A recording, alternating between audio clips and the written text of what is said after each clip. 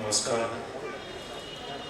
आज श्री शंभूराजे अभिषेक ट्रस्ट यांच्या वतीने आज हे शिवगौरव गदा आणि पुरस्कार वितरण सोहळा त्यांनी आयोजित केला आहे. या कार्यक्रमाचे प्रमुख उपस्थिती किंवा अध्यक्ष राजस्थानचे राज्यपाल महामहिम हरिभाऊ नाना बागडे, तसेच संतोष बारणे, माझे मित्र बंधू सनी निमन आणि त्यांनी हे कार्यक्रम आयोजित केला आहे.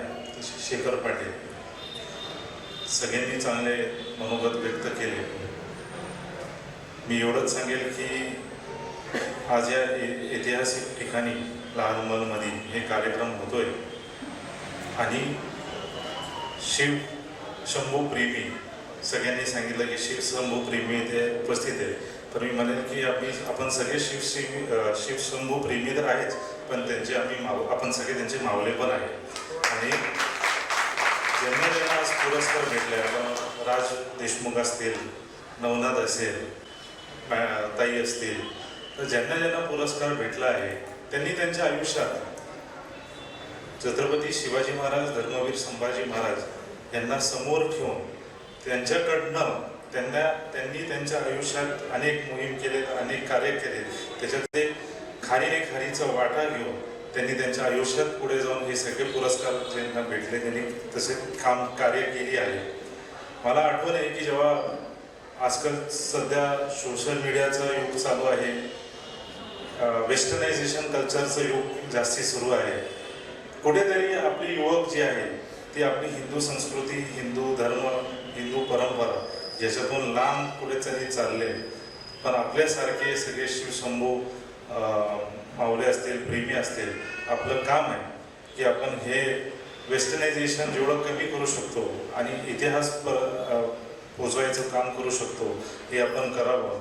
या ट्रस्टच्या एक खूप मोठी उपक्रम आहे जे शेखररावांनी सांगितलं नाही. मला जेव्हा स्वप्नील नाईक यांनी हे सगळे निमंत्रण द्यायला आले होते, 2014ला यांनी संभाजी महाराजांचा अभिषेक सोहळा सुरू केला. घरात कानाकोपऱ्यात हे पोचलंच.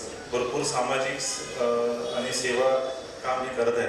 पण सर्वात मोठी उपक्रम जी यांची आहे की वेगवेगळे राजगड असेल, सिंहगड असेल, अनेक ठिकाणी असेल, आज कुठल्या शिवप्रेमीचं वाढदिवस असेल तो या संस्थेला सांगतो आणि ही संस्था तिकडे अभिषेक, त्याचा वाढदिवसाचा अभिषेक साजरा करतात त्याच्या नावाचा. हे लोकांना माहितीच नाही. हे फक्त जेवढे शिवप्रेमी आहे आणि यांनाच माहिती आहे. मी शेखररावला सांगेल की तुमची जी काम आहे हे फक्त शिवप्रेमीपर्यंत ठेवू नका. हिंदू धर्म, हिंदुत्व हे खूप मोठं आहे आणि महाराष्ट्रात नाही देशभरात हे हिंदुत्व मोठं आहे. ते कानाकोपऱ्यापर्यंत पोचवा. आणि मी ज्यांना पुरस्कार भेटलाय त्यांना मी त्यांचं अभिनंदन करतो आणि माझे 2 शब्द संपवतो. जय हिंद.